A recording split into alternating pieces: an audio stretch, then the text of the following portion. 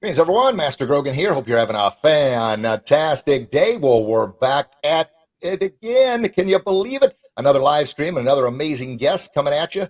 And those listening for the first time, or if you've listened 100 times now, I just want to once again say thank you so very, very much for taking time out of your busy day. I know time is the most valuable thing that we have on this planet. And the fact that you're taking time out of your busy day to be with us today, I could not be more grateful and thankful. And that's why I promise with everything I am, and I'm going to continue learning, studying, doing as much research, growing, and on a spotlight show, having the best guest. Why? Well, like I said, time's the most valuable commodity on the planet. And the fact that you're spending it with us, I promise I'm going to do my homework and do the best I can. So for our new listeners, what is bullyproof and kicking life? What is all that stuff? Well, bullyproof, kind of broken down, is having the confidence, hope, self-confidence, belief in yourself to get back up each and every time life pops you in the chops, knocks you down, to overcome your fears, battle through your challenges, to stand up to any bully you face. It doesn't matter if it's a real bully or the meanest bully we'll ever face is the one right here in our mind, or the one we see in the mirror, the one that focuses on somebody in third grade told us we couldn't read, or we're dumb, or we're stupid, or whatever. Well, we let those seeds get in there. We got to get those babies out. And that's what's the beauty about the show. And everything we try and do is to help dig out the ugly and then plant the seeds. And then that moves on to the next phase, which is the kick in life. And kick in life is believing in your God-given talents. You've got a talent that nobody else in this world possesses, but you got to believe in yourself first to take on that, to believe in that, to get out there, to stand out from the crowd. And like I say, fight another round, because the world's going to knock you down. As Rocky says, the world ain't all sunshine and rainbows, baby. No, it's not. But what we're going to do is we're going to pump you up. So when it beats you down, you can get right back up and live that best kick in life. All right. So just a reminder, those that are watching live stream now, we're live streaming to like 8 or 9 different platforms now. Grateful for that. And Melon's the app we use. So I'm pretty happy with what they've done here. So a little shout out to the Melon folks. And those listening to the live stream, I see Bubba Allen has already kicked on and said, have a great day. Thank you, sir. Those that are watching the live stream, man, jump on there, interact with us live with our guests, which I'm going to introduce in just a second here. You can see him smiling on the screen there. So our YouTube channel is probably the best platform that you can watch the videos over and over and over again. So go to our YouTube channel, Grogan's Bullyproof, subscribe, smack that bell so you're notified to be one of the first to know when a live stream's coming out or a new video has been released. And then this video or this live stream right here, this podcast, which by the way is episode number 307, wow, of the Grogan's Bullyproof and Kicking Life podcast, will actually air on Monday, the following Monday. So subscribe to our Grogan's Bullyproof podcast on all podcast apps and channels, and therefore you can listen to it again. And I always encourage, whether you're reading a book, listen to a podcast, watching a live stream, that you listen to it more than once, because you're always going to pick up something that you missed the first time. And as Zig Ziglar says, the reason for that is because when you listen to something more than once, you're going to be at a different level of learning and understanding. So you're going to automatically, your mind is going to open up to something you may have missed the first time. All right, well, let's dive right into this thing. Who's our guest? Well, if you know him, and he shared this on his pages as well, you see him smiling on the screen there. I'm going to give his bio, and if you've listened before, you know these guests, they give me just as many goosebumps as hopefully they do for you, because of what they have done in the past to build where they are now, to create a legacy as they continue to move forward. So here we go. Studio owner, business owner, instructor, 8th degree black belt, 54 years of being a global martial artist. And what I mean by that is globally, is not just here in the States, but he's traveled globally. And we'll talk about that as we move forward. He began his training in 1968. Now, if you're looking at the screen, you're probably saying, what, did he start training in the womb there? Well, he looks good, and that's a tribute to the martial arts, right? But just like all of us, he's experienced his shares of ups and downs. And it seems like every single time he started to settle in, he was pop, hit with a right hook of reality, and with a setback, maybe a school closed that he was going to, or he had to part ways with an organization. I mean, those things happen. It happened to me, happened to him, happened to all of us. So that's the beautiful thing about this podcast and the show, is the realism of man, we're human beings too. Yeah. But here's the big but. His thirst for martial arts knowledge never left him. He never stopped training. And throughout his years, he was an avid reader. And you know how I'm about reading. Read. And he read Blackbelt magazine, Inside Kung Fu, and he routinely attended tournaments, both as a competitor and observer. At one of the tournaments, he became entranced with an individual who seemed to perform the martial arts exactly the way he had imagined martial arts should be. And that gentleman's name was Shihan Felix Vazquez. I said it right here. Yes. And then after that, he began traveling the world. And between 1992 and 2005, he traveled to Japan. Are you ready for this, folks? 17 times. 17 times. Holy smokes. And in his stays were in from 12 to 30 days. He also traveled to England, Italy, and then in the States, Milwaukee, New York, and Maine, among many, many other places. And was always on a quest. That quest, we talk about that a lot, to learn as much as he could to fulfill the vision. And here's his vision. And it's going to align with our vision and those listeners all the time. Vision of leaving or standing on his own 2 feet to leave a legacy like the masters before him. I mean, think about that. How humbling is that, right? His philosophy is a combination of old school virtues with new technology to create lifelong quality individuals that are far, far more than just a belt or just a black belt, but contributing members of society. They're going to make a lasting impact in the world. And that is how you create a legacy. Who am I talking about? Well, you see him on the screen here. Shihan Allie Alberigo. How are you, sir? Good. How are you, sir? It's an honor and a pleasure to be here with you. Thanks for that intro. I'm listening going, who's he talking about? Like, what guy? Who is that guy? Well, I know it's very, very difficult because I've been on many shows and I say, hey, tell us a little bit about yourself. And Yeah, we're trying to be humble. We never want to kind of boast, but yet we want to get our accolades out there. yeah. And before we, Master Jason Flame jumped on. Hey, guys, 2 great leaders right there. Thank you, sir. We love you. I love Appreciate Jason as well. We just actually had him on my podcast recently. Awesome sauce. Well, he was on a few episodes ago. So folks always remind you, after you're done listening to this one, go back and listen to previous ones so Yeah, you can hear all the amazing successes and stories. And everybody has a similar story, but also their own story. Well, Shihan, I did my very best of listing your amazing list of accolades, and we could probably just talk about those the whole show. But if I've missed any key points, please fill in the gaps. And then most importantly, please give a shout out to family, friends, and loved ones that you yeah. can, because everybody loves hearing their name on the air. Yeah, I know that's true. I mean, honestly, it's so hard to say. I've been doing this for so long. I'm 57 years old. Been training, like you said, since 1968. I was 3-ish. My dad, the history of why I got involved in the martial arts was my dad was a cop in Nassau County, Long Island, New York. My mom was my mom was the disciplinarian. Like if I was afraid of anyone, it was my 4'1" mother, who I just talked to this morning, who's 85. Sadly, my dad had passed away about 8 or 9 years ago. But he was the easygoing guy. Like, he was so controlled and happy-go-lucky. Like, he would actually literally, as a cop, have people, he'd hand them handcuffs and say, handcuff yourself. And they would do it because my dad had just a way about him that made people like him and so on. But yeah, they got me involved. He was in around the 70s. 68 to 70, 74. It was like not an era where it's like now, where people were not friendly with police officers. They had many names for them. And I went through a lot of bullying, I would, call it, where, because my dad was a cop, they would always pick on me and say things about my dad. So he put me in the martial arts. At that time, it was pretty much unheard of to train at that age. I was 3.5 years old. So the school I first initially went to was called Jerome Mackey. It was the first of the martial art chained, franchise martial arts schools. And my dad had to encourage him with his badge slightly, say like, hey, I'm a cop. If you take care of my kid, I'll take care of you, kind of thing. And they got me in the school and I trained, but they didn't teach me like I was 3. They taught me like I was, 10. Throw me on the ground and I cried. They picked me up and threw me more. It was old school mindset. Like, you want them to be tough, we're going to toughen them up for you. And my mom was all for it. Like, so that's the life that I was brought up in. Oh, that is fantastic. Fantastic.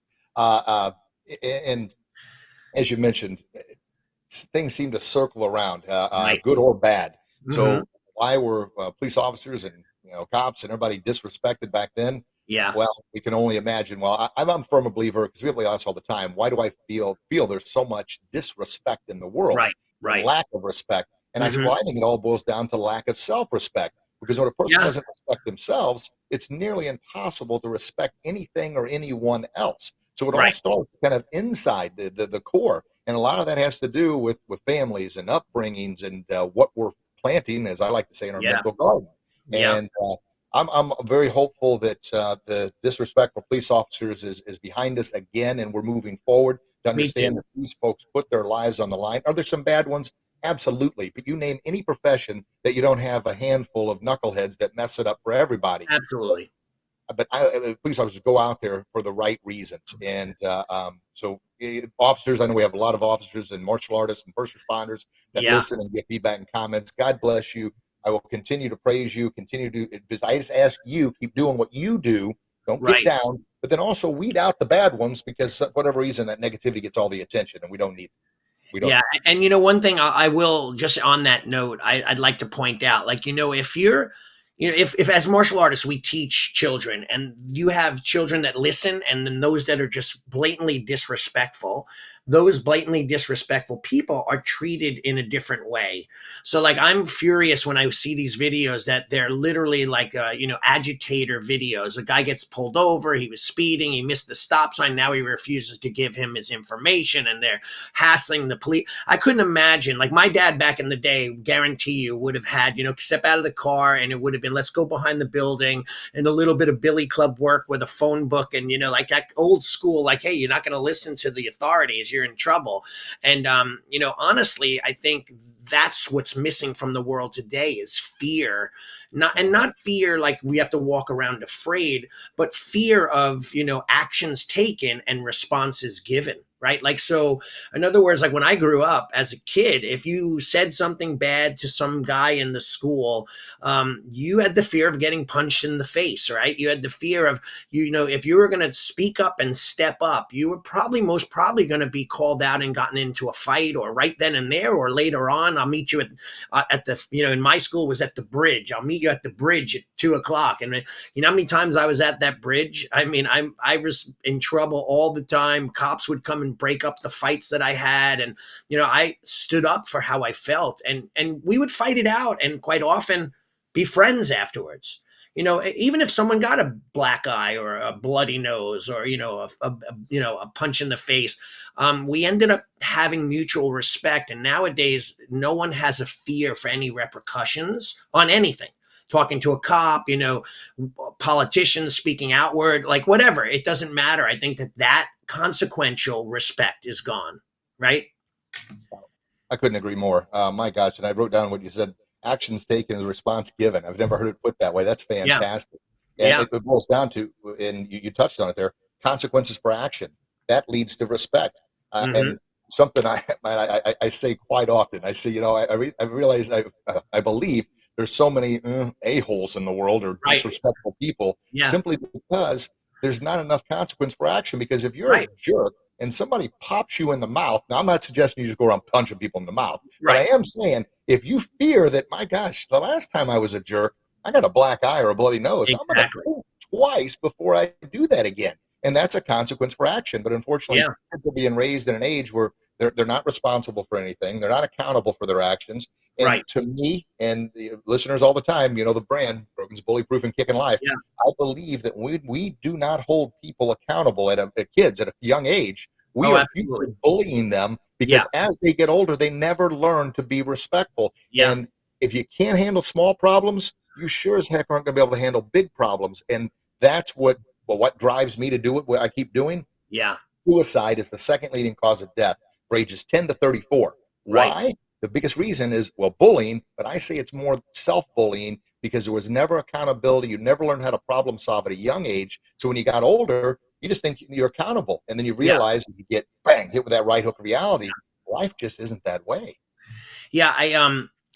Speaking of that, I think it's interesting because I think, and it is so sad when you see the statistics on bullying and teen suicide, and even suicide in general now. Like, I was watching a quick show this morning, and they have a medicine. I forget what it was, but the medicine side effects is possible suicide. I'm like, I almost want to do a satire video of that commercial and say, so who wants to choose that medicine if the possible side effect is you'll kill yourself? Like, so I don't understand the concept of that medicine or the philosophy behind it. And the same thing goes for, children when they feel they have no outlet. They feel like they can't there's no choice for them after they feel like they've exhausted all the efforts. And most of the time, I believe that they're nowhere's near where they feel they are. You know what I mean? Like they feel like, hey, the world is on me and I can't breathe. When if they had someone to help them along, they'd feel like they'd had so much more space ahead, right? If that makes sense. But I think that that's where it is, where people feel like there's nothing left for me to do. I'm underwater at this point. And I feel terrible when I hear that. Like, and I've had so many students that have come to me with suicidal thoughts, or they're depressed or sad.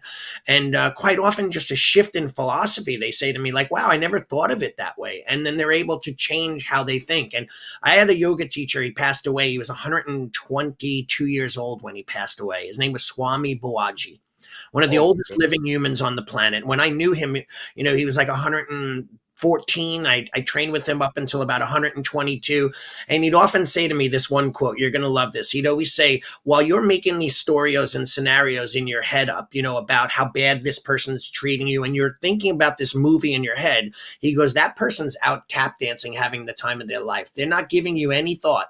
They might have said something mean. They might have done something mean, but then they move on. You're the one that lingers and holds on to that thought. So he always said to me, don't let people rent space in your head. Don't let them be there. And to me, that was a great lesson because, as a school owner, I've had students leave, or people that were mean and, do things that they shouldn't have. And the more I lingered on it, the more I held on to it, the more sick I became or upset I became, the quicker I was able to learn to let go, the better I was for it, the healthier I was because of it. Oh, goodness gracious, folks, are you getting this? Holy smokes. We've got quite a list of people watching right now, live stream. So, oh, yeah. If you're on, please engage, interact, ask questions to Shihan. He'll be more than happy to answer them. I'd love to. And just listen in. Of course, as a reminder, those watching the live stream, you're getting this live, baby. So you can engage and interact. Those listening to the podcast when it airs, great. Subscribe to the podcast. But man, every Thursday, 1:00 Eastern time, we do this live stream. And the reason I picked Thursday and we air on Monday, Thursday, in some search I did, seemed to be the biggest day that most people watch live stream. So those doing live streams, maybe you record at 2 p.m. Eastern Standard Time so they can catch both. But no, my gosh, we've all probably heard the phrase, don't let people rent space in your head. But the way you kind of set that up about we focus on what somebody did to us, said to us, and we allow that to keep burning over and over and over and over in our mind again. But that person, I like it, is out tap dancing or living their own life, not even concerned or even care about what they said. That doesn't mean they're a bad person. It just means they got on with their life. But yet we're holding on to that. And folks that listen all the time, talk about the Zig Ziglar philosophy. And my absolute favorite Ziglar quote, which, by the way, is my buddy Tom Ziglar's favorite quote. That was kind of nice when we figured that out together. Is you are what you are and where you are by what's gone into your mind. You can change what you are and where you are by changing what goes into your mind. So your mind is the most fertile garden on the planet. If you want strawberries, an example I give all the time, you got to plant strawberry seeds. If you plant onion seeds, you're getting onions, baby. And if you plant nothing, society's going to plant weeds. I had 40-something years of weeds being planted, and it took a lot of effort to dig those babies out. That's why I'm telling you now, dig out the weeds and then allow the seeds that we're planting and many other shows and positive mindset influencer planting, let those seeds take root. Continue to water them to grow into a tree, which is where you create your legacy. Yeah. And by the way, that's another issue for the younger generation. I feel so terribly for them because when I was growing up, I mean, if you and I look back at our childhood, I don't remember being bombarded with negative news. Like I turn my television on, and when I click the remote, it goes to my local news channel before I could quickly change it to the other channel, right? And within 20 seconds, I've heard 4 bad things already, like depressing things, war and this and COVID, that. And like, how could we not, especially like I was amazed to hear kids at, 7, 8 years old talking about things that I, in my lifetime at that time, could care less about. Like I didn't care about who was a politician like Trump or Biden and what wars. As long as my world was good, I was happy outside playing with my friends, as I got older, meeting girls, playing my guitars, that stuff, playing in a band, doing martial arts, like none of this craziness that goes on in a kid's life today. I mean, they should not even be concerned with that. It's kind of disgusting to see that we're constantly filled with negativity. I mean, if you think about it, just being open to anything, whether it be your favorite TV show or whatever, you're going to hear negative stuff. And you need to really work on the mind, build your mind strength up to be able to filter that out. And, make sure that you don't listen and believe in what they're trying to tell you. It's just an unbelievable, crazy media campaign to depress and make people sad and frustrated. You're spot on there. And we've got another friend jumped on here. Mr. Charles Doms Jr. said, wow, what a powerful show already. Great points made in such a short time. Tell him thank you. Oh, thank you. I don't have to have you tell him. I can tell him thank you so much for saying that. I appreciate that. Mr. Dom here, he posts stuff on the Grogan's Bully Proof and Kickin' Life group all the time. I'm so very grateful and blessed, sir, for your sharing your positive mindset messages. So please continue to do so. And he actually gave him a big shout out. His daughter typed up an essay that she presented, and I believe she's in eighth grade. And I've got the essay printed out. So, sir, I've got it on the list to actually read the essay live on one of the upcoming live streams, just to give a special praise and thanks for you and raising such a wonderful daughter. That's amazing. For having the courage to, having the courage to do it. And so I want to get back to the, oh goodness, holy smokes with the notes here. Oh, with the news channel. I call the news, this is just me, I call it the Devil's Workshop. Because what the Devil's Workshop tries to do is inundate you with negativity, with fear and self-doubt, as you see on the top of the screen there, empowering others with hope and self-confidence. That is our purpose here. Because once a person loses, well, the self-confidence is, I call it a fragile thing, right? Because it comes and goes. But hope, once hope is gone and you feel there is no hope left, that's when the suicide happens. That's when the horrible thoughts start creeping in, and that starts sounding like a good idea. It's not a good idea. Studies have shown that billions, that's with a B, billions of people go to bed every single night lacking hope, lacking self-confidence, lacking faith and belief in themselves that tomorrow will be a better day. Wow. I mean, how disgusting and horrible is that? But what can we expect when that negative influence from the mainstream media posts that yuck in your it's putting weeds in your mental garden? And what do you thrive on? If it bleeds, it leads. And what does fear do? Fear creates panic. Panic creates, I got to watch again because the world's coming to an end. And the more you watch, the more uptight you get. And then, of course, cortisol is released into your body. And what is cortisol? It's your fight or flight. But when and cortisol gives you the added strength you need. Way back in the prehistoric days, if you're walking along and you look behind a thing and you think there's a saber-tooth tiger, cortisol rushes through your veins because you may have to fight it or run for your life. Well, nowadays, the cortisol is the same, and what it does is it shuts down your digestive system. It shuts down your immune system. It shuts down your growth system because you need that extra strength to fight off the saber-tooth tiger. Well, in the prehistoric days, you could at least walk it out or run it out, and that's how you flush the cortisol out. Now it's gone. You shake, and it's over.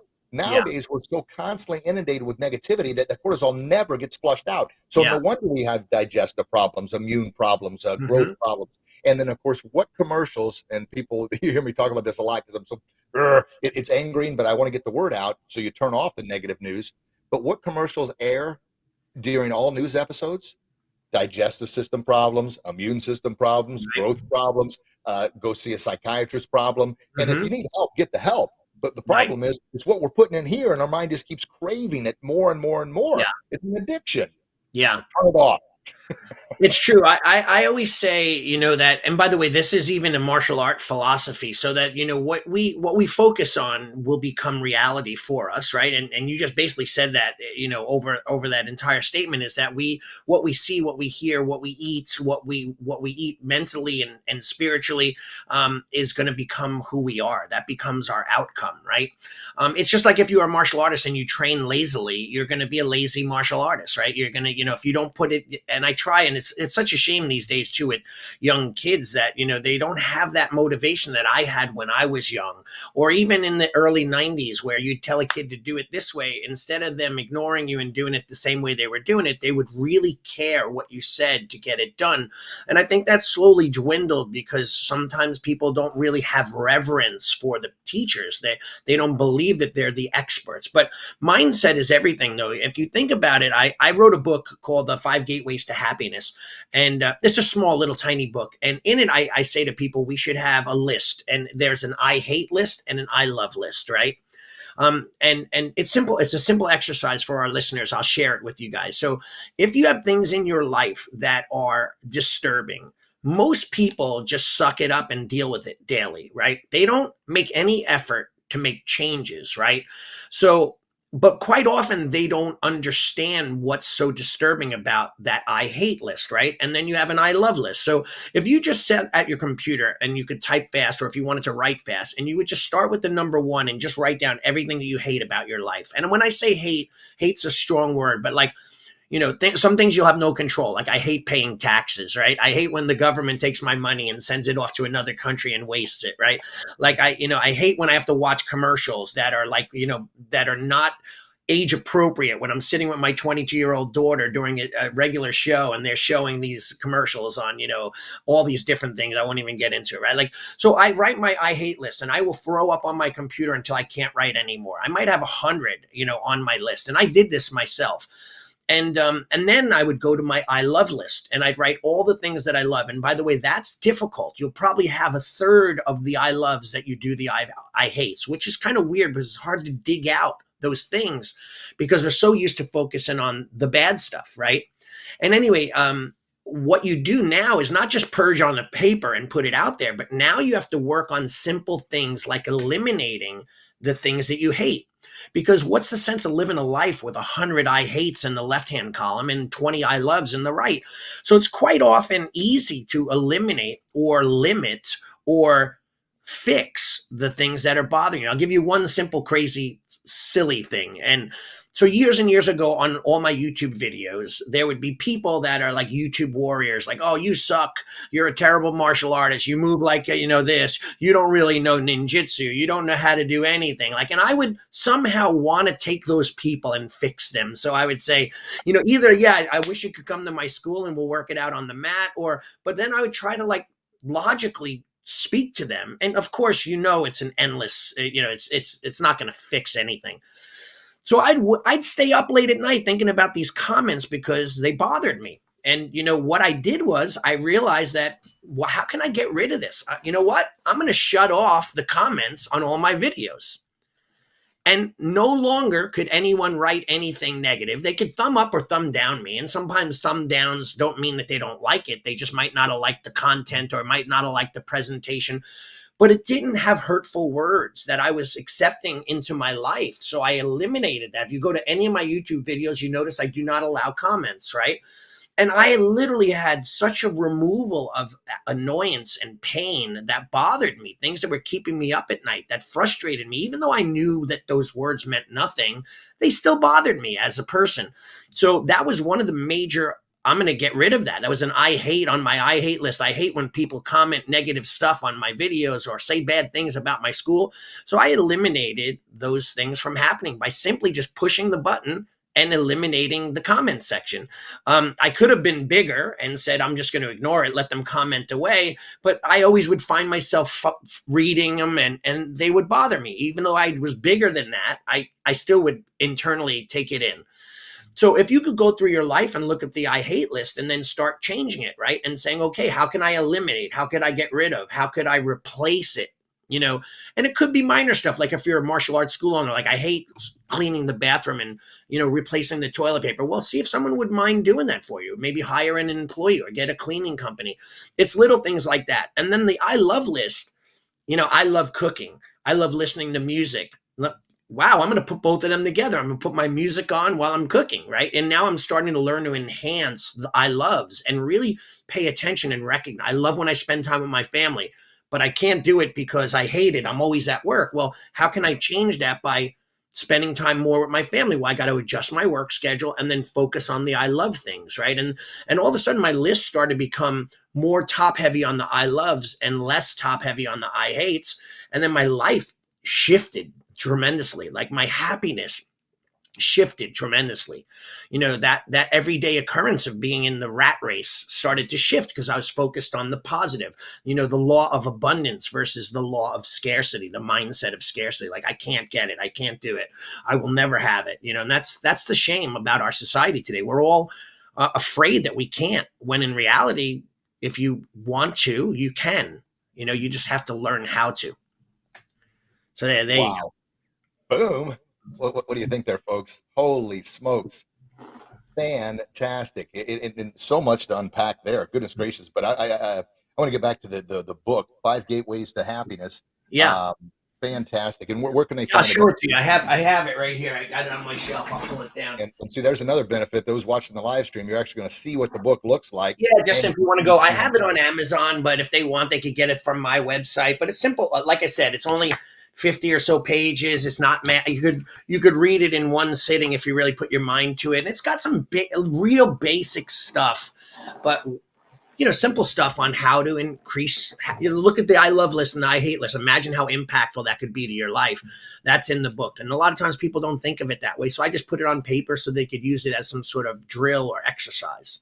And then the way you just explained it, sir, is so fantastic. The list, and those listening all the time, I'm a very, very, very avid about taking notes, writing things down, getting it out of here and onto paper. Because here we may have 5 thoughts, but when they continue to circle and circle and circle, it seems like they're 500 thoughts. And you get them down on paper, and it's like, oh, that's all. Yeah, get them out, put them down, and then look at them. And what we've created is and it's not out just yet, folks. I'm gonna tease you a little bit. Is a weeds, seeds, and trees journal that we're working on right now. I've got a little 1-page document, and similar to what you said, sir, the weeds are you write down all the things that limiting beliefs, self-doubt, anything that's holding you back, anything that's a weed in your mental garden, get it out of here on paper. Then you go through and you mark it out. That is essentially plucking that weed out of the garden. And then the next column, you plant a seed, a positive affirmation, a positive thought, or I love you list, something that now is a seed planted in the ground that you see, you're going to affirm it, and then that's going to grow into a tree. And trees are our previous successes where we've had success before, because we've got to see where we can go. Because oftentimes, and when I was kind of putting this together, I had weeds and seeds for a number of years, but something was missing. And what was missing was kind of the legacy, and that's the tree. The tree, you'll plant a tree that you'll never enjoy, but somebody else in the future. Sort of like what we talked about, sir. You want to stand on your own 2 feet to leave a legacy, just like the masters before you, or just like your 122-year-old yoga instructor. Holy smokes. He was amazing. So we can get your book, 5 Gateways to Happiness, on Amazon, folks. I encourage you, if you like what you heard there, my gosh, or go to your website. And what's your website, sir? It's on any one of them. You could go right to my website for my school, lininja.com, lininja.com. But I'm really honestly not doing this to sell books. But if people want to get it from Amazon, it's cheap. Like at one point, I was giving them away as long as people paid for the shipping and the handling. So free. I just wanted to help. And it's interesting. This book was actually taken by a martial art instructor to Ghana, and where women were there was no real hope for them when it came to physical abuse or mental abuse. They didn't have much psychiatric availability for women. So this lady took my book, she's a martial artist, and took it and used it as a way of teaching. And I gave her a whole bunch of them, and she brought them with her to Ghana and taught there with my book as a textbook, as part of the lesson plan, which was kind of amazing to me. Like, I couldn't even believe that had happened. Oh, fantastic. I mean, there's just another reason to pick up the book. And listeners, I encourage you, because you've heard the story many times. Up until 2012, I didn't know I could read because I simply chose not to read. I was surrounding myself with, I don't say the wrong group of people, but it wasn't the people that were, I always, it's a chapter in my book called Engines and Anchors. The engines are driving and pushing you forward to reach levels of success and happiness and live in your legacy that you may have never, ever thought or believed in yourself. And the anchors are ones holding you back. It's an anchor. They're holding you back here saying, hey, why are you trying to leave the group? Why are you trying? It's sort of like the crabs in the bucket story, right? The crabs work together. They can help each other get out of the bucket. But instead, they pull each other back down. So surround yourself with the engines. Listen to this podcast, listen to this live stream, buying Shihan's book, buying other books that I recommend on the air there to help. And now I've gotten blessed. I'm looking at my library here, and we've got, since we moved to Florida here, I got 3 full bookcases, probably closing on 400 books, and my Audible account, 482 books, 1,200 hours of listening. And as Zig Ziglar says, Automobile University. Anytime you're in the car, and I try and listen to 15 to 30 minutes of Audible a day, or positive podcasts or positive influences, because I want to plant those right seeds. Now, just because I'm planting all that, the weeds, and I've had 40-something years of weeds in there, you're still going to have to dig them up. And as Zig says, a lot of people say, well, that motivation stuff doesn't last. Well, neither is bathing. That's why we recommend it daily. Right. So get it Yeah. out. Another fun exercise, and I often wanted to make this into something that people could buy just so they had an aid. But like, think about having three mugs on the table, and in the one mug is filled with white marbles, and the other mug is filled with black marbles, and the other mug is empty. And if we train our mind, this is a very Buddhist style philosophy, but if we train our mind to, like we train a muscle, we'll eventually become stronger at the things we want. So let's say, I'm at my work cubicle and my boss walks over and he says, "Hey, I got this report for you." And he throws it on my desk and walks away. And I'm like, what a jerk that guy is. I'm going to take a black marble out and put it in the empty bucket because it's a negative thought. And then every good thought, hey, Susan comes over and says, "Hey, how's your day? Day's awesome. How about you? You look great today." I'll take a white marble out. And then at the end of the day, when I total up my marbles, I want to see how many are black and how many are white. And then once we start to realize that maybe we have more black than we do white, more negative than we do positive, we start to recorrect thought as we go. So my boss drops the next report off and he's like, "Hey, get this done." And rather than me, I might catch myself, "Oh, what a jerk. Like, he's overloading me. Doesn't he think about," and then I say, "Oh, wait. He's got a job to do as well. He's a good guy. He's not being mean about it. It's just part of the function of the job." And then I've switched my thought so I'm allowed to take a white marble and pop it in the jar. So when we start doing recorrective thought, we're able to really fix things on a regular basis so that we train our mind to think with positivity. And when we purge the negative, like the news and the media and then stuff, now we're like, wow, I can't believe it. And, I've had people that said they hated me because I'm too positive. Like I think with all roses rather than blackness, right? So I'm okay with that. I'd rather them not like me for being positive than not like me for being negative, right? So it's about training the mind. Absolutely. The mindset. We keep getting back to that simple fact. And of course, sometimes you get the naysayers too. It's like, well, yeah, it's easy for you guys to sit there and say that stuff. But, Yeah, the real world's not as easy as that. It's yeah, easier said than done. So my counter to that is, you tell me one thing in life that isn't easier said than done. right, There's nothing, right? If you nothing, want something, you got to work for it. right. And as Jim Rome says, what's easy to do is also easy not to do. Well, correct your mind. You know what? Hmm. I'm going to do it. I'm going to step out. And Yes. the three mugs example, that's fantastic. I've heard it it's different ways, and it made me think of, and I wrote it down here, the book Magic of Thinking Big, Hmm. which is fantastic. It talks about you tune into one or two frequencies on the Yes. radio. Yep. Frequency A, my boss comes up and he's just doing his job, but we're in the negative mindset. So it's like Hmm. that son of a gun. All he ever thinks about is pushing me and this, and he doesn't even Right. care that I've got a wife and kids. Right. Or frequency B is, you know what? He's trying to move things along. He's got a job to do, and so do I. But Yeah. if we're in the wrong frame of mind, regardless what is said, we're going to take it the wrong way. Correct. And then somebody's nice to us, we're going to say, "Yeah, what are they being nice for? What are they up to here?" Yeah. And I thought that way for a number of years. And Hmm. you mentioned before about the abundance mindset and the scarcity mindset, and that's John Maxwell talks about that a lot. And folks are listening, think about it this way. You think about if Shihan is successful and maybe I'm not, and I have a scarcity mindset, I'm thinking, well, there's one pie. He has three out of the four pieces. That only leaves me and everybody else to fight over one piece. That's a Right. scarcity mindset. Right. The reality is, with an abundance mindset, he's got his pie. I've got my pie. You got your pie. Eat all the pie you want and bake another pie because Right. you're in your own, you are creating your life to be your very, very best. And a touch on that is the rat race. We often hear it. And Yeah. John Maxwell always says, look, if you're caught up in the rat race of life, Yeah. even if you win, what do you really win? You're the biggest rat. So Right. get out of the rat race. Right. You don't want to win that race.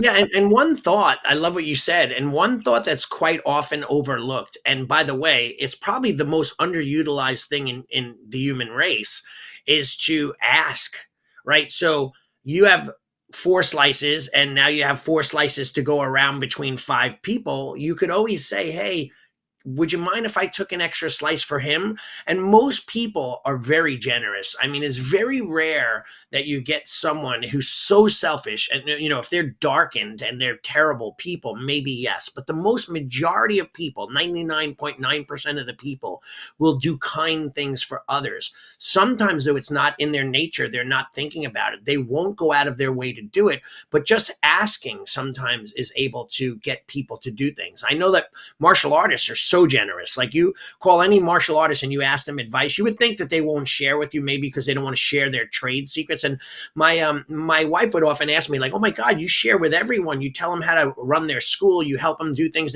They're literally like a town away. They're your competition. I go, no, they're not my competition. They're my friends. And we're going to expand the martial art community by helping people together. And quite often now if someone goes to them that could be in my school, they'll say, hey, go to Shihan Allie. He's a good guy, or they'll have nice things to say about me. So just asking is sometimes all you need to do to not feel excluded. You'll find that help is waiting for you. Just reach out, especially for people who are suicidal, sad, depressed, angry. If they just reach out in their circle, I guarantee you there's 1,000 people that will help them. You know what I mean? So that's important for us to remember that. Once again, powerful advice. And, the old adage, the high tide raises all boats. Yeah. And I was under the mindset, I was with the organization for almost right at 26 years, and I learned a lot from the organization. It was fantastic. Yeah. But we had a very limited or scarcity mindset that you couldn't share the knowledge because someone was hiding in the weeds and was going to use it against you. Right. Now, I get that. Back in the old days, the ancestral days, was if I train my enemy, then they're going to use what I train them on against me. Well, we're beyond that now. Let's work together and make society a happier, healthier, and safer place to live. And you're exactly right. I mean, I was always afraid to ask for help simply because my thought was, well, one, why in the world would they want to help me? Because if I get better at this thing, then that's going to hurt their business. That's a scarcity mindset. It's the craziest thing in the world. And one of the most fulfilling things that happens to me when somebody has the courage to reach out and says, hey, would you mind sharing how you did that? And we recently moved to Florida. We've got our academy. One of we're blessed. One of the larger academies in the Midwest. But we grew that up. We still have our core values: 7 to 8 years to make a black belt, to believe in self-defense, life skills, character development, leadership. But we're in a situation now. We put the systems, structures, processes, everything in place. We've got a guy that's 26 years old who's running the academy. We're still owning it. He's managing it, but we've been able to move on. And I'm telling you, folks, the biggest reason was a shift in mindset. Yeah. Asking the questions. And then, of course, as Zig says, you keep going back to Zig, but so powerful. How do you get everything you want in life? By simply helping enough other people get what they want. Continuously give, but give, not expect anything in return. Give because someone had once given to you when you needed it. So now you're in a position to give back. And of course, we're talking about knowledge, wisdom, mindset, growth, anything that can help someone else, and not give you're keeping score, not give because you're going to say, hey, you owe me, or not give because it's like, all right, well, you know what? I got to be careful because no. Get all that yuck out. That's garbage. That's limiting beliefs. That's lack of hope. Give for the right reasons. And I wrote this down as well. Gosh, this is so fun. Golly. Yeah. And folks, if you're just tuning in, Shihan Allie, amazing. And if you're just now tuning in, we got a number of people watching live stream. Remember, you can watch the live stream 1:00 Eastern time on Thursdays, and then of course this will air the following Monday on our podcast app. And this is episode number 307, the Grogan's Bullyproof Podcast. But check out our guest, ask the questions, and go back and listen to this from the beginning. Yeah. But I wrote down from the Magic of Thinking Big, the radio station, unfortunately, that a lot of people are tuned into is WIIFM. WIFM. What's in it for me? Yeah. So we got to turn off that radio station and turn on the radio station. What can I do for others? Because it's going to come back in unlikely ways. It's just how it is. And I always like to give the example of, we let somebody out in traffic. And what are we always looking for? Just a sign of respect, just a wave. Hey, thank you. Right. But what happens when we don't get that wave? When we don't get that wave, we automatically, gosh darn it, that son of a gun. Well, I'm not letting anybody else out again. Right. Why do we do that? Did we let them out because we needed the wave, or did we let them out because it's the right thing to do? Now, I'm guilty of it because I've done it. That's why I'm being transparent. But I always try and catch myself, especially when I talk about it more, of like, you know what? I don't know what battles that person's fighting. I don't know what they're going through. Who knows? I mean, maybe they're struggling. Maybe they have anxiety, depression. Maybe they've lost hope. You never know. I never know. But I let them out because it's the right thing to do. Don't let Yeah. them out because you want the wave. Now, so I say that. I'm probably going to have an encounter later today. Somebody won't wave, and I'm like, hey, what did I just talk about? So I Yeah. say these things because I need to hear them as well. Yeah, and my mom, my 85-year-old mom who lives down in Pompano, she's so terrible with that stuff. So she's like, she'll hold the door and they don't say thank you. Like, she'll say to them, "Oh, what am I, the door person?" And then I'm like, "Oh, here we go. Now they're gonna yell at my mom, and I'm gonna have to get into an altercation, right?" But you know what? One thing I've learned too from my yoga teacher, he said that the biggest problem that a person face is expectation.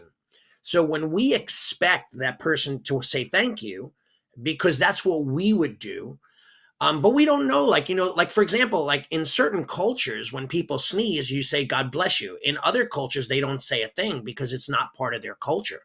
So you and your culture might think that that's rude. If you went to Japan and a person sneezed, they're not going to say "God bless you." It's not part of the culture, right? So then, but you might have an expectation for them to say that, thinking that they're rude, when in all reality, it has nothing to do with anything that just went on. So again, that movie in your head and that expectation in your head is what creates an issue in the response, right? That we go back to, responses and the actions for a response, right? So, but if you have these expectations, like for example, you have your own moral compass and you believe that the rules are X, right? But maybe for that person, the rules are not X. They've never been taught. They don't understand. They never lived that life. Maybe, and it's not that they're rude, disrespectful, or bad people. It's just you have two certain sets of expectations, or how you were brought up, or how you are culturally. So that's where sometimes I say to myself, like, I don't expect anymore. I try not to. I do at times, but I try not to expect with what I believe to be the right way. Like my mom will say stuff like that to me, but they should do this and they should do that. And one time I wrote an article for John Graydon from NAPMA, when he owned NAPMA. And he was having me write the article, and I'd write it and I'd send it back to him, and he'd make comments and he'd have me change it. And I said a lot of, "You should do this, you should do that, you should do this." And he said, "Allie, if you keep shoulding, you're going to should all over yourself," right? I've never forgot that, and it was a great lesson for me because, just because I say it doesn't mean that it has to be done that way. But when I expect things from others, I'm bound to get disappointed if it's based on my own moral or compass, or my integrity or rule book. So you have to think about that when you get upset. Like someone doesn't wave. Well, maybe they didn't see you, or maybe they weren't paying attention. Like you said before, who knows what rush they're in, where they're going, if they're in a bad mood, if they're underwater with depression. We can't get angry with them, right? Because we don't know what's happening in their head right now. Yeah, fantastic.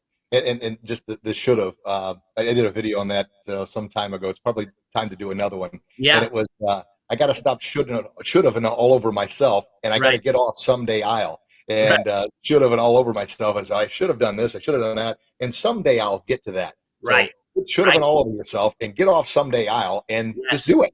Yep, exactly. Amazing. That's craziness.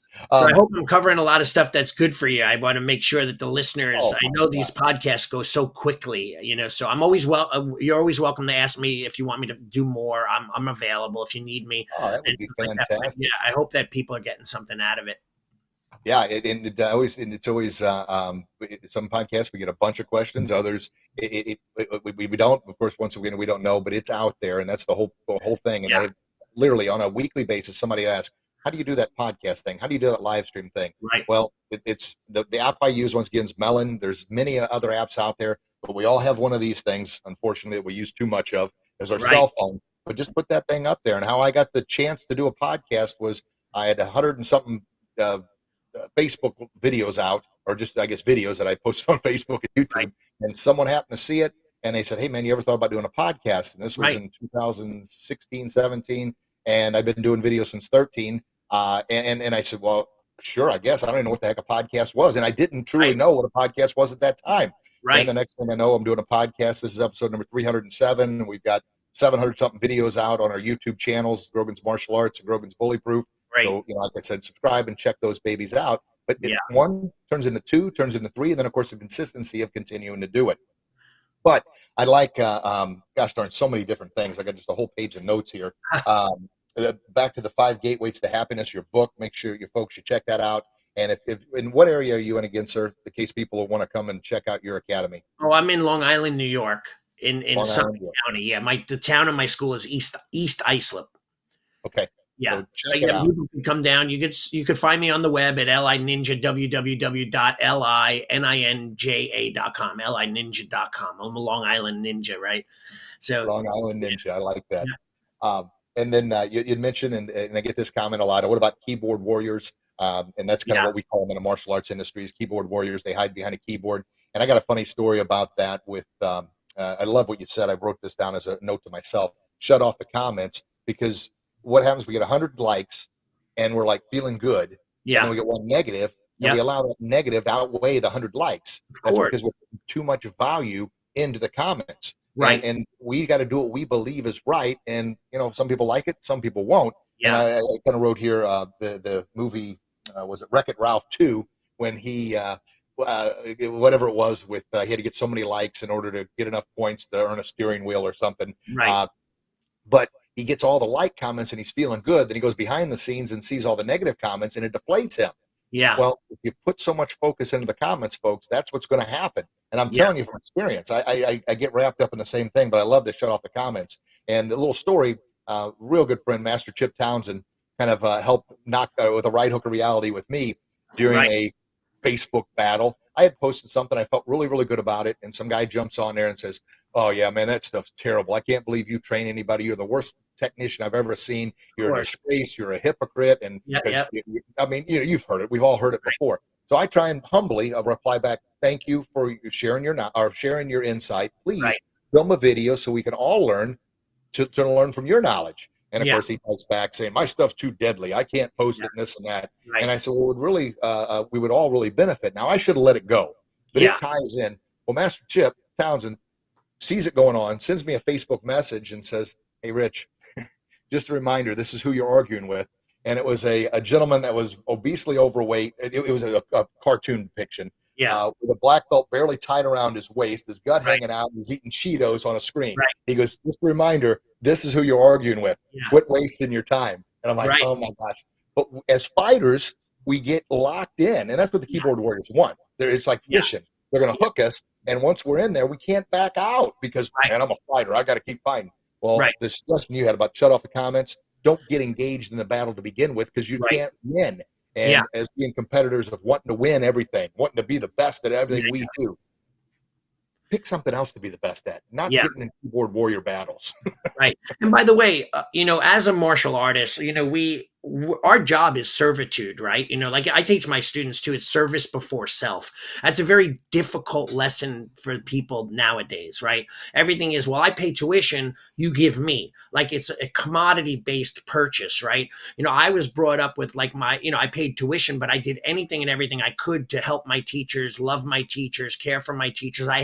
And I talk about this, and I once had an argument with a parent about reverence for my teacher. And the parent, and the kid is no longer with my school. I had to get rid of them. But the person that the father was the problem. And he was like, well, reverence, you want everyone to revere you. Like, look at your attitude and your ego. I said, listen, I don't want anyone to do anything with me. I want them to learn reverence for themselves. Right. Because if you think about a martial art lesson, if you don't, or any lesson, like I take guitar lessons as well. And I have a very world famous guitar player that teaches me lessons. He's like a legend, and he plays in like multiple bands and so on. But I'm like a little bit awed by him, like I'm nervous. Like if and he's a hard nose. He's like the old Karate Kid guy where he'd be like, you suck today. What's wrong with you? And it's a little deflating at times for me. But at the same time, though, he's hardcore. But anyway, I have a lot of respect for him because he's unbelievable about what he does, right? And martial artists, like a guy like yourself with, tons of experience, and as a teacher, people should be in awe of you. I'm not telling you that for your ego, and not so that they do so many things for you, but it will enhance their lesson. Because if you love something that you love so much and you believe in the person teaching you, that lesson is more impactful, right? It's like as we talk to our kids, when they're young, they don't understand, mom and dad, you're always on my back. Then when we get older and they get older and they need advice and they come to us, they start saying, well, thank you for sharing. Now they respect our knowledge more because they're in that mindset. So reverence for an instructor is not for the instructor. It is, because you should show respect, but it's more for you, respecting those people that you love. And now your lesson is going to be, because now if I ask you a question, you tell me, I'm going to want to do it. So that's another thing that's kind of missing in our society with respects to mastery, or like, master tradesmen or master carpenters, master musicians, master martial artists. You go to those experts, all right? You trust in them. I love that reverence. Oh my gosh, that's so in the oh significance or yeah uh, the in the world. Oh, I wrote my notes. I got to put the glasses on to see my own notes. Yeah. Not every, and I say this a lot, folks, and listen, not everybody is a proper fit for your Right. school. If you're a martial Right. arts instructor, business owner, Yeah. you've got to surround yourself. And I learned this lesson in it's like there's always missing pieces of Yeah. why you aren't able to take the next step. And my Right. missing piece was I tried to be everything to everyone, and in the process of doing that, ended up being nothing to no one because I had no core values to fall back on. So Now our core true. values, yeah, our core values are honor, integrity, discipline, respect. So Yeah. every decision we make are wrapped around those core values, and not everybody's going to fit into that. And Yeah. we make the students, it's one of our things, they have to earn the uniform. They get a Yeah. t-shirt Me to be a too. part of the academy for the first couple weeks. Love And it. if they've earned it by not only at what they do in the academy, but what Yeah. they do at home, because we give the parents like a progress report, Yes. then they can earn the uniform Yeah. because we set the mindset and the precedent. They got to earn it every single step of the way. I'm I not a love it. believer in giving free trophies, free uniforms, free belts. I'm a Right. believer in making them earn it based on their abilities and their talents of attitude and effort. And occasionally we'll have a father, and it's usually the dads, that will come in, and the kid will be there one day and suddenly the kid's wearing a uniform. And Yeah. we've had this happen a number of times. And I would go, sir, if we didn't explain our process or our procedures or our core values very well, I apologize for that. That was our mistake. But we want the kids to earn the uniform. Right. Therefore, and I said, that's not one of our uniforms anyway. We like for everybody to be part of the group. We give them a t-shirt so they can fit in. So Yeah. they're not out. And he goes, well, I bought it. They're going to wear it. Now, in the past, 10, 15 years ago, I would have said, oh, all right, I got to pay the bill, so I guess I'll let you do it this Yeah. one Yeah. time. Well, Yeah. this one time opens the Pandora's box. It never I- is one time. So, a recent incident, this was probably 5 or 6 years ago now. I just said, sir, you know what? After class, I'm going to walk you up to the desk. I'm going to go ahead and give you a refund because we are not the right place for you. He goes, you're kicking me Absolutely. out? I said, I'm not kicking you out, sir. I said, but if we can't come to terms in the first 2 weeks about our process, this isn't going to work. And I want you to be happy. So I want you to find a place that's right for you. Right. And I tell you that, not to say I'm such a great guy. I'm just telling you that because I didn't used to do that. But Right. by doing that, word gets around town. Oh, you know what? They're going to make you earn it at Grogan's. Yeah. And that's all you need to say. I don't need to compare myself to anybody else. People teach the way they want to teach and do what they want to Absolutely. do. We focus on us. I love that. That's great. And I'm the same way. In my school, you start off in what we have is a starter uniform, sweatpants and a t-shirt, and you earn your gi, and then you earn your white belt. So people feel a sense of accomplishment even from the very first stages.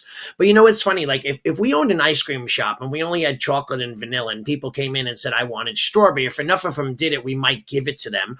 Or if our core integrity is only those two flavors, the best in the world for those two flavors of ice cream, we're not going to be upset when certain people come in asking for a different flavor, because they know that if it said it on your sign, the best vanilla and chocolate ice cream, how could you get upset? And how could people come in and ask for something else, right? It's not part of your brand or part of your culture in your school. I think we do fall into trying to please and explain to people that are not willing to listen. That's the biggest problem. And this dad probably should have been like, oh, I understand, sir. I want my kid to learn the values of your school. I want them to go through the steps. Like, how dare they? This is the way it's going to be. I bought it. He's going to wear it. I would say, what school he's going to, not in my school. He's not, that kind of thing. Yeah. So, And sometimes the parents say, they're the ones that tell them, I want you to be hard on my kid. I want you to do this, that. And as soon right, as they don't pass a stripe test, then they go through the roof. And right, well, this is what you right. wanted. This is what we're trying to do here. But a Yeah. lot of that is creating kind of the reputation of who you are, setting your credibility in the town, community, wherever you're at, of this is what we believe in. And we are not right for everybody. And Right. being able to own that is probably the toughest thing. And I know from experience it was hard. Yes. But when you try to be everything to everyone, you end up being nothing to no one, Mhm. especially yourself. So establish those Absolutely. core values. Well, sir, Totally. I don't want to rush, but I want to honor your time. I know you said you have an appointment you have to get to. Yes, thank you.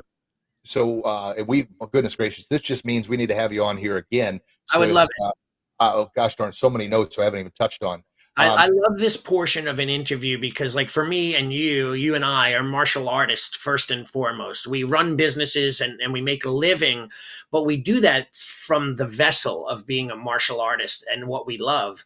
Fortunately for us, the magic sauce is in what we love, and that's how we can make a living, right? So there's no disconnect. Like, I'm not selling widgets because I make a living and then going home hating my life, so I'm happy that I could share these philosophies because this is what my 54 years of martial arts training has become. I want to share and pass on this legacy. And even if it's through podcasts and, whatever, because sometimes my students are not listening as intently as podcast people are listening, or other school owners. So I do love these things and I appreciate the opportunity you've given me to be on your show. oh, awesome, sir. Well, and thank you earlier. I'd love to be on your show Yes. and connect with Master Dwayne there. I haven't talked to Yes. him in quite some time. I'll And definitely listeners, get that going. awesome, sir. And we'll definitely have you on again here. Listeners, a lot of thumbs up. Thank you so very much for tuning in. Shihan Allie, look him up, check him out, especially if you're in the New York area. But then check out his book, Five Gateways to Happiness. Amazing content. He shared briefly about the hate list and the love list. I mean, that alone is a golden nugget takeaway. And I always encourage you, those who listen to the live stream, listen again on Monday when the podcast airs, because I promise, especially play it in the car. We never cuss on the podcast. We never talk anything. It's direct, straightforward. So listen with your kids because we're planting seeds in their mind early and often as well. And I got another friend.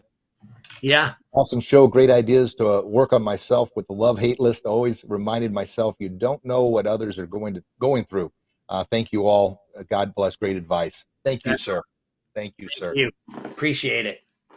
All right, folks. Well, tune in the next week. We've got a golf pro on. Mike Sherry owns Oak Brook Golf Course from my hometown of Edwardsville, Illinois. He'll be on here next week, and I always encourage you to check out previous podcasts and live streams because every week I go out of my way to do what I can to get the best guests to honor your time and produce the best content, the best value.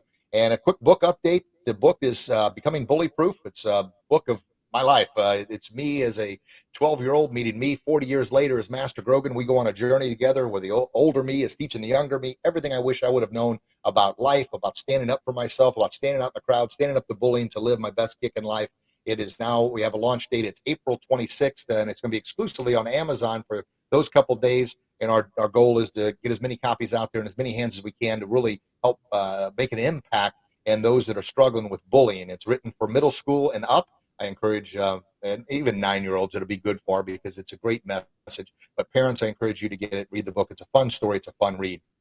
Our podcast, once again, on our YouTube channel and our podcast, all podcast apps, Grogan's Bully Proof and Kickin' Life. Check that out. Please list if you were tuning in late, list any comments, feedback you have for the show, and we certainly appreciate your time. Shihan Allie, God bless you, sir. Thank you so very much. God bless a great day. You as well, sir. Thank you very, very much. Our listeners, I love you. God loves you. Shihan Allie loves you. Please share that love with the world. And until we talk again, you get out there and do your best, and I promise you'll be your very best. You'll become bully-proof. Yeah! And you'll live your best kick in life. Can't wait to read your comments and can't wait to chat with you again real soon. God bless everybody. Thank you so much. Bye-bye.